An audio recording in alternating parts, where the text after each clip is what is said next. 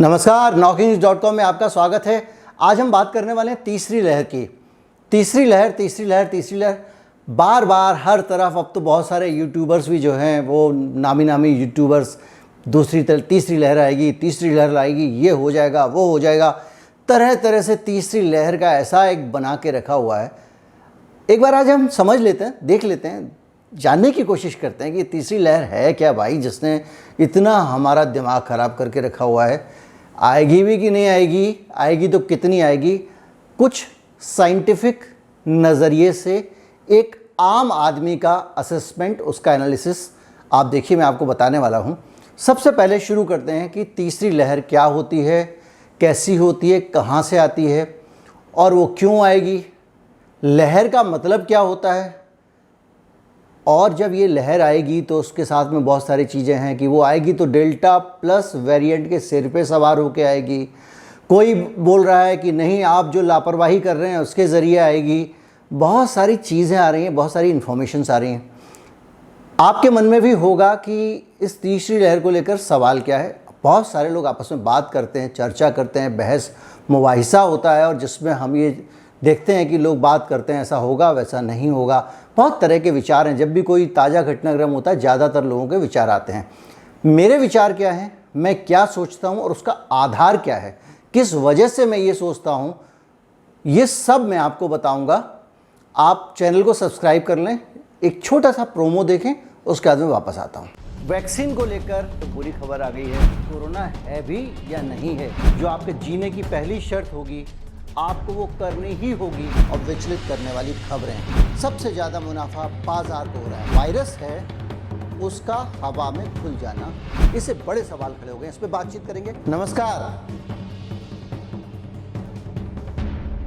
हमारे और आपके बीच में लगातार हमने चूंकि पहली लहर के बाद में दूसरी लहर देखी, जो बहुत बड़ी थी, बहुत व्यापक थी और बहुत ज़्यादा मारक थी, तो हमारे मन में ये विचार आ गया कि भाई तीसरी लहर जो है वो और भी ज़्यादा खतरनाक होगी। मतलब एक लहर के बाद जो दूसरी आती है वो और ज़्यादा खतरनाक होती है। कई लोग जो यहाँ पे डराने वाले कुछ तत्व हैं ना समाज में, उनका काम ही ये डराते रहो। डराने से टीआरपी आती है, डराने से लोग उस पर चर्चा करते हैं, फिर निकाल के यूट्यूब पे क्लिप देखते हैं, अच्छा ऐसा होने वाला है, देखो देखो वीडियो, भूकंप आने वाला है, देखो देखो तबाही आने वाली है। जैसे तीसरा लहर जो है वो भी कुछ लोगों के लिए डराने का एक कारोबार बन गया है। और उन्होंने एक प्रोजेक्शन करके रखा हुआ है कि तीसरी लहर मतलब एक बहुत बड़ा, इससे भी बड़ा बम गिरने वाला है, इससे भी ज़्यादा लोग मर जाएंगे। लेकिन एक्चुअल जो स्थिति है तीसरी लहर की क्या है, क्या नहीं है, ये समझ के अगर आप आगे बढ़ते हैं तो आप इस नतीजे पर पहुंचेंगे, जो मेरा नतीजा है कि तीसरी लहर फुस फटाका होने वाली है। एक जो पटाखा होता है ना, बड़ा वाला बम, आपने उसमें आग लगाई सब कुछ, लेकिन वो फुस निकल गया, उसने कुछ काम ही नहीं किया। कैसे फुस फटाखा होने वाली है, इस पर मैं सिलसिलेवार ढंग से आपके साथ बात करूंगा। सबसे पहले मैं बात करता हूं कि तीसरी लहर में नया क्या होने वाला है। आपको ये समझाया जा रहा है, आपको ये डराया जा रहा है, हो सकता है आपको सावधान किया जा रहा हो सकता है इस डराने के पीछे मकसद ये हो कि आप थोड़ा समझदारी से चलें, प्रसाद की तरह बीमारी बांटते हुए ना घूमें। ये सदाशय नियत मैं समझ सकता हूँ, हो सकता है यही हो सकता है नियत ये भी हो कि बहुत सारी वैक्सीन जो है वो इस बहाने खप जाएगी। कोई भी नियत हो सकती है, बहुत सारे सवाल हैं। तीसरी लहर जो आने वाली है उसके पीछे एक जो उसका डर है, हम सबको जो समझाया जा रहा है वो ये समझाया जा रहा है कि आने वाली लहर में बड़ी संख्या में बच्चे जो है वो प्रभावित हो सकते हैं, छोटे बच्चे। इसलिए छोटे बच्चों के लिए भी हमको टीका अब लेने की बात शुरू कर देनी चाहिए। बहुत सारी जगहों पे बहुत सारी कंपनियों ने छोटे बच्चों के ऊपर टीके का ट्रायल शुरू कर दिया है। एक तो तीसरी लहर का यह एस्पेक्ट है कि छोटे बच्चों को प्रभावित करेगा। दूसरा ये कहा जा रहा है कि इस बार की जो तीसरी लहर आएगी वो कितनी घातक होगी, कितनी मारक होगी, किसी को नहीं पता। जब किसी को नहीं पता भैया तो काहे के लिए उसे डरा रहे हो सकता है वो फुस फटाका हो, जैसा मुझे लग रहा है, हो सकता है, क्योंकि ये मुझे लग रहा है, ये ज़रूरी नहीं, ये मेरी ओपिनियन है, एक इंडिविजुअल की ओपिनियन है। आप मित्र हैं, आपसे बांट रहा हूँ। तो क्या है कि मुझे जो लगता है तीसरी लहर नहीं आने का कारण वो ये लगता है कि अब जो है, देखिए टीके में क्या होता है, टीके में ये होता है आपके शरीर से जो आपका वायरस है, जो खतरनाक वायरस है, उसका परिचय करा दिया जाता है कि भैया ये वाला वायरस है और ये खतरनाक घूम रहा है, ज़रा बच के रहना। अगर उस वायरस का परिचय संक्रमण के तौर पे हो जाए, वो सांस के ज़रिए अंदर आ जाए, वो लंग्स में चला जाए या गले तक आके ठीक हो जाए, या हो सकता है कि आपको जो है कोई भी सिम्टम्स ना और चले जाएं, तो क्या आपका शरीर उस वायरस से परिचित नहीं हो रहा है? वो उस वायरस से परिचित हो रहा है, और उस वायरस से वो ज़्यादा नेचुरल तरीके से परिचित हो रहा है, क्योंकि शरीर को पता चल रहा है कि वो जो वायरस आएगा वो सांस से आएगा, और सांस के ज़रिए आने वाले जो हमारे सेंसेस हैं वो ज़्यादा स्ट्रांग हो रहे हैं, क्योंकि ये वायरस मसल्स के ज़रिए घुस के तो आने वाला नहीं है। मसल्स के ज़रिए जब हम एक मरा हुआ वायरस या वायरस का कोई टुकड़ा शरीर के अंदर डालते हैं, तो ये आगाह करने के लिए शरीर को डालते हैं कि देखो भाई एक फॉरेन बॉडी आ गई, सावधान हो जाए। शरीर पहचान जाता है, इसमें कोई शक नहीं है, लेकिन जो ज़्यादा जब एक नेचुरल तरीके से आएगा तो शरीर ज़्यादा अच्छी तरह से पहचानेगा, और जिस दरवाजे से, जिस बॉर्डर से शत्रु घुसने वाला है, वहाँ की सुरक्षा ज़्यादा स्ट्रॉन्ग करेगा, और उसके दिमाग में एक प्रोग्रामिंग रहेगी कि यहाँ से आए तो हम ज़्यादा अच्छी तरह से पकड़ें।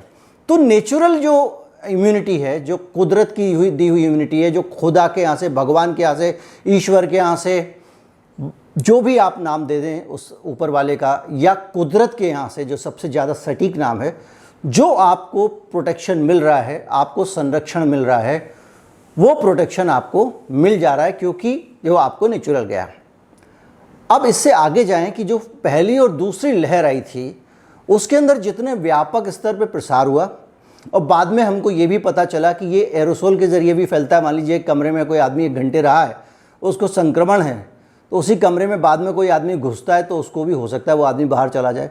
सेंट्रली एसी जो कैंपस है उसके अंदर भी, और कम से कम जो वेल वेंटिलेटेड जगह नहीं है, मतलब जिन जगहों में हवादार जगह नहीं है, उन जगहों में भी एक से दूसरे को लग सकता है, क्योंकि ये वायरस जो है वो एरोसोल से भी फैलता है, केवल पानी के ड्रॉपलेट में नहीं होता, ये भी पता चला।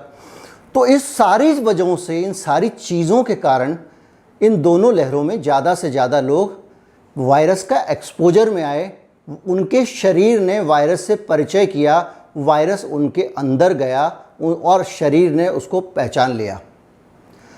ये बात मैं किस आधार पे कह रहा हूँ, ये बड़ा सवाल है। प्रश्न जरूर उठना चाहिए, मैं हमेशा कहता हूँ प्रश्न उठना चाहिए। ये प्रश्न उठता है, एक नेचुरल प्रश्न उठता है कि तुम भैया कौन हो यार, वायरोलॉजिस्ट हो क्या हो, कुछ भी बोले जा रहे हो। तो मेरी ये धारणा है, उसकी वजह मैं आपको बताता हूँ। उसकी वजह है एक सीरो सर्वे।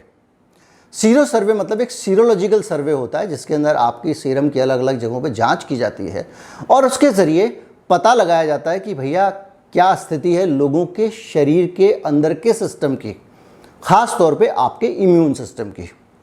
अब आपको अगर पता लगाना हो कि दिल्ली में या एनसीआर में या आगरा में या भोपाल में या मुंबई में कितने लोगों के अंदर, कितने लोगों के शरीर का, उनकी व्यवस्था का, उनके सिस्टम का, उनके डिफेंस सिस्टम का वायरस से परिचय हो चुका है, तो क्या होता है कि वायरस जब अंदर जाता है आपके, तो आपका शरीर उसका मुकाबला करने के लिए अंदर एंटीबॉडीज़ बनाता है, कुछ खास तरह के प्रोटीन्स बनाता है जिनको आप एंटीबॉडी कहते हैं।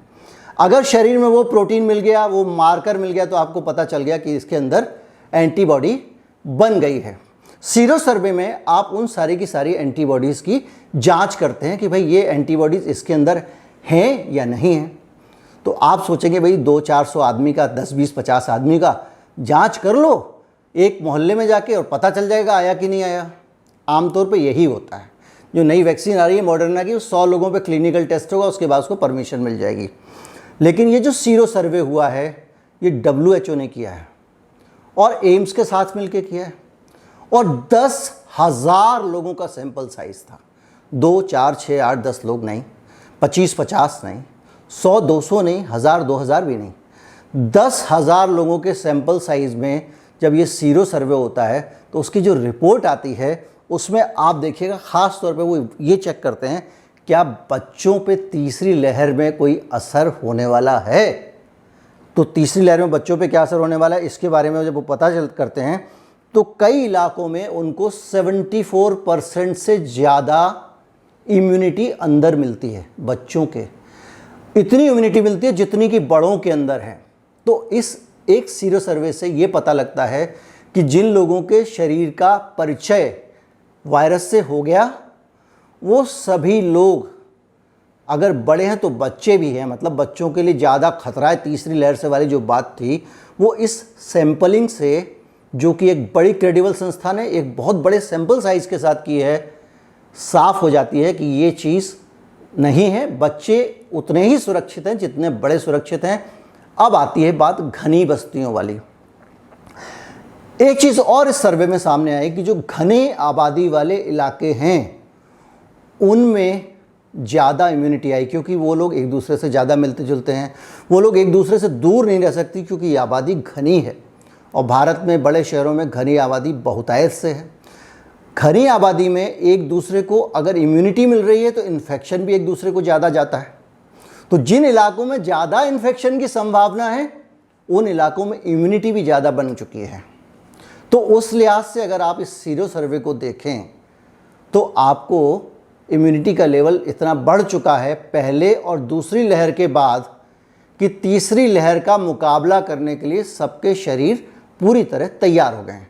यानी अब मेरे पास तीसरी लहर में कोई भी वायरस आएगा तो मेरे अंदर के एंटीबॉडीज़ उसको मार देंगे। जैसे कि पहले फ्लू का वायरस और बहुत सारे वायरस आते रहते हैं, साल में एक आध बार वायरल फीवर लोगों को हो ही जाता है, तरह तरह के वायरस आते हैं और वो चले जाते हैं, तो कोई 7 दिन 8 दिन रहता है क्योंकि शरीर का इम्यून सिस्टम उनको संभाल लेता है, क्योंकि पहले से परिचित है। ये एक ऐसा पहली बार वायरस आया जिससे हमारा शरीर परिचित नहीं था, इसलिए इसने ज़्यादा परेशानी खड़ी कर दी। अब इससे भी परिचय हो गया है क्योंकि सीरो सर्वे कह रहा है। अब आप कहेंगे कि आप ये सीरो वीरो सर्वे वर्वे तो ठीक है, 10,000 का हुआ तो क्या हुआ, एम्स का हुआ तो क्या हुआ, सर्वे वर्वे यकीन नहीं करते। कुछ ऐसा बताइए ठोस हो, जो ऑन ग्राउंड हो। मैंने वो भी आपके लिए पता लगाया। मुंबई में पहली लहर में धारावी एक बहुत बड़ी चुनौती बन गई थी। धारावी में तेज़ी से वायरस फैल रहा था। धारावी में थोक के भाव मरीज निकल रहे थे, आपको याद होगा। और किस तरह से धारावी जो स्वास्थ्य सेवाओं को लेके पूरी दुनिया WHO के लिए वो कंसर्न बन गए थे कि वहाँ पे कैसे इसको काबू किया जाए, क्योंकि एशिया का सबसे बड़ा स्लम है धारावी, जहाँ पे बहुत डेंस पॉपुलेशन रहती है। ज़्यादातर लोग एक एक कमरे के मकान में रहते हैं, खोली में रहते हैं। उस जगह पे इतनी ज़्यादा बीमारी फैली थी पहले वाले दौर में।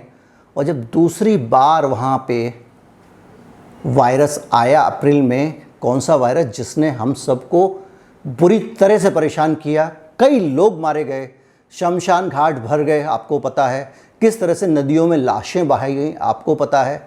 अस्पतालों में ऑक्सीजन नहीं थी, आपको पता है। अस्पतालों में बेड नहीं था, आपको पता है। घर पे भी आपको ऑक्सीजन नहीं मिल रही थी, ये भी सब आपको पता है। उस दूसरी लहर में, उस डेल्टा वेरिएंट में हुआ, जिसको सबसे नोटोरियस माना जाता है, जिस वेरिएंट ने पूरी दुनिया को हिला के रखा हुआ है। और इजराइल जैसे देश अपने आप को बहुत बड़ा फन्ने का टीके के दम पे समझ रहे थे, उस डेल्टा वेरिएंट ने उनको भी दोबारा मास्क लगाने के लिए और लॉकडाउन करने के लिए मजबूर कर दिया। लेकिन वो ही डेल्टा, खतरनाक डेल्टा वेरिएंट, जब भारत के धारावी में उसका मुकाबला नेचुरल इम्यूनिटी से होता है, तो मैं आपको डाटा बताता हूँ, आंकड़े बताता हूँ क्या है। दूसरी लहर में एल्टा डेल्टा सारे के सारे वेरिएंट्स ने अपना जोर लगा लिया और 10 लाख आबादी पर 10 लाख लोगों पे केवल 7 केसेस आए धारावी में। 10 लाख लोगों पे धारावी में केवल 7 केसेस आए दूसरी लहर में, क्योंकि धारावी टीके से नहीं कुदरत से इम्यून हुआ था। डेफिनेटली वहाँ पे टीकाकरण भी बहुत हुआ, ऐसा नहीं कह रहा हूँ, और मैं दोनों की तुलना भी नहीं कर रहा हूँ। मैं सिर्फ ये बता रहा हूँ कि कुदरत की इम्यूनिटी की कितनी बड़ी ताकत है, और तीसरी लहर के संदर्भ में हम उस पर चर्चा कर रहे हैं। धारावी में ये केसेस तब आए हैं जबकि महाराष्ट्र में हर 10 लाख लोगों पे 507 केसेस आ रहे थे। 10 लाख पे 507, और बुरी तरह से डेल्टा वेरिएंट ने महाराष्ट्र को हिला के रखा हुआ था। उस वक्त धारावी में कुल 7 केसेस आ रहे थे। इससे आप अंदाज़ा लगा सकते हैं कि ये किस तरह से इम्यूनिटी ने काम किया। European journal of medical and health sciences में बाकायदा एक रिसर्च पेपर स्पेसिफिक धारावी की ये जो हर्ड इम्यूनिटी है नेचुरल तरीके से आई हुई, उस पर पब्लिश हुआ है। ये जानकारी मैं अपने हिसाब से आपको नहीं दे रहा हूँ। अब आप इससे आगे बढ़ेंगे तो आप कहेंगे कि साहब देखो, तीसरी लहर आने वाली है, उसमें जो है वो क्या होगा, उसमें तो डेल्टा प्लस आ गया है। ये आपके दिमाग में पूरे वीडियो के दौरान घूम रहा होगा, इसीलिए मैंने कहा डेल्टा प्लस में बाद में बताऊँगा। ये कहा जा रहा है कि आपके अंदर डेल्टा प्लस वेरिएंट आ गया है। अब वो डेल्टा प्लस वेरिएंट फैलेगा तो तीसरी लहर में तबाही मचा देगा, क्योंकि आपकी जो पुरानी इम्यूनिटी है वो तो ए अल्फ़ा वेरिएंट से है, डेल्टा वेरिएंट से। डेल्टा प्लस को तो जानते नहीं हो, वो तो मिलजुल के बनाया, साउथ अफ्रीका का एक वेरिएंट मिला के नेपाल का ये वेरिएंट मानना चाहिए इसको, डेल्टा प्लस को। तो उसका मुकाबला कैसे करेंगे? तो एक सवाल एक मासूम से इंसान के मन में ये आता है, जिसको बिल्कुल समझ नहीं है मेडिकल साइंस की, जिसकी बातों में आप बिल्कुल मत आना, लेकिन एक लॉजिक मेरा जो है वो मैं देना चाहता हूँ कि जब चिंपैंजी एडिनो वायरस से बनाई गई एक वैक्सीन, जिसका कोरोना वायरस से कोई परिचय है ही नहीं, वो अगर आपको कोरोना वायरस से प्रोटेक्ट कर सकता है, तो एक खास तरह के कोरोना वायरस से इम्यून हुआ आदमी कोरोना वायरस के ही दूसरे वेरिएंट का मुकाबला कैसे नहीं कर सकता? दूसरे डिजाइन का स्पाइक प्रोटीन अगर उसके संपर्क में आता है तो उसको कैसे नहीं रोक सकता? ये बड़ा वैज्ञानिक सवाल है।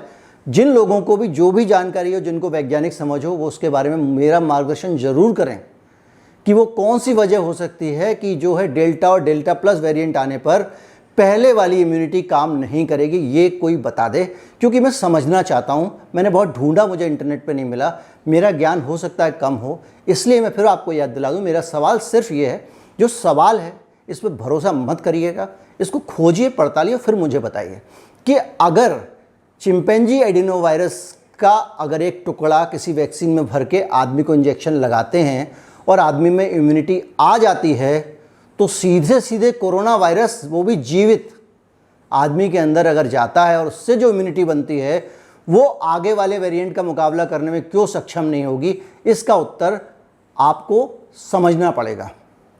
और जब आप इसका उत्तर ढूंढते हैं तो आप एक बात अच्छी तरह से समझ लीजिए कि जिनको पहली लहर से इम्यूनिटी आई है उनको दूसरी लहर में ज़्यादा नुकसान नहीं हुआ। ये मैं नहीं कह रहा हूँ, ज़्यादातर एक्सपर्ट कह रहे हैं। और जिनको दूसरी लहर में भी इम्यूनिटी आ गई है, उसके बाद में लोग कितने बचे हैं? अगर सीरो सर्वे को ही आप एग्जाम्पल ले लीजिए, ICMR की रिपोर्ट भी आई है, वो भी कह रही है कि बहुत सारे लोग इम्यून हो गए हैं, इसलिए इस बार तीसरी लहर लेट आएगी। तीसरी लहर लेट आएगी, मानता हूँ डेल्टा वेरिएंट के साथ आएगी, लेकिन तीसरी लहर उतनी बड़ी होने वाली नहीं है। मेरा अपना विश्वास है, निजी विश्वास है, जो कि किसी भी तरीके से इसके आधार पर कोई मेडिकल राय कायम ना करें, किसी भी प्रकार की सावधानी और किसी भी प्रकार के इलाज में कोई लापरवाही ना करें। मेरा मानना ये है कि तीसरी लहर अब तो आने से रही, अगर आएगी भी तो प्रतीकात्मक जैसी होगी, हाजिरी लगाने आएगी, लेट लतीफ़ आएगी और उसके बाद में वो आके चली जाएगी। बहुत ज़्यादा नुकसान हमको इसलिए नहीं पहुंचा पाएगी कि हम पहले से तैयार हैं, हमारे को अच्छी तरह से पता है कि वो वायरस कैसा है, हमारे शरीर को अच्छी तरह से पता है वो कहाँ से घुसेगा, और हमारे शरीर को अच्छी तरह से पता है इसका मुकाबला कैसे करना है। जो कुदरत का टीका लगाया और जो इंसानी टीका लगाया, इन दोनों टीकों ने इंसान को महासंरक्षण दे दिया है, इसलिए तीसरी लहर से डरने की ज़रूरत नहीं है। सावधानी ज़रूरी है। मैं दूसरे चैनल पे आज जो वीडियो लेके आने वाला हूँ, इसी बात को लेके आने वाला हूँ कि आप जो मास्क लगा रहे हैं और आप सोचते हैं कि मैं प्रोटेक्टेड हूँ, तो ये जो आप मास्क लगा रहे हैं, इससे क्या सचमुच आप प्रोटेक्टेड हैं, या आपका जो पूरा का पूरा जो जीवन जो है वो उसको आपने जो है वो खतरे में डाल रखा है? इसका मतलब मास्क खराब नहीं है, कोई और वजह है जिन पे मैं उस पर चर्चा करूँगा। ये चैनल आपको कैसा लगा? अगर आपको लगता है कि ये जो स्वतंत्र पत्रकारिता का मिशन है, ये एक मजबूती के साथ, बगैर किसी कॉरपोरेट इन्फ्लुएंस के, बगैर किसी लॉबी, पूंजीपति और धन्ना सेठों से पैसा लिए, हम लोग स्वतंत्र तरीके से अपनी बात रखते हैं और आप चाहते हैं कि हम आगे भी रखें, तो हम जिसके लिए काम कर रहे हैं, हम चाहते हैं कि वो हमें सपोर्ट करें। और जो लोग सपोर्ट करना चाहते हैं उनके लिए जो हमारा डिस्क्रिप्शन है उसमें सबसे नीचे एक UPI कोड है। अपनी सामर्थ्य के अनुसार और अपनी सभी ज़रूरतों से अलग अतिरिक्त धन से आप जितनी मदद कर सकते हैं वहाँ जाकर करें। छोटे मददगार, बड़े मददगार, सबका स्वागत है, और उससे भी ज़्यादा स्वागत उन लोगों का है जो मदद नहीं कर पा रहे हैं या नहीं करना चाहते हैं, क्योंकि ये प्लेटफॉर्म हम फ्री रखना चाहते हैं। जन जागृति के लिए सूचना सबको मिलनी चाहिए। जितने लोग सपोर्ट करना चाहें सपोर्ट कर सकते हैं। वीडियो कैसा लगा ज़रूर बताएं। इस वीडियो को ज़्यादा से ज़्यादा लोगों तक पहुँचाएँ। खौफ कम करना है। नमस्कार, जय हिंद।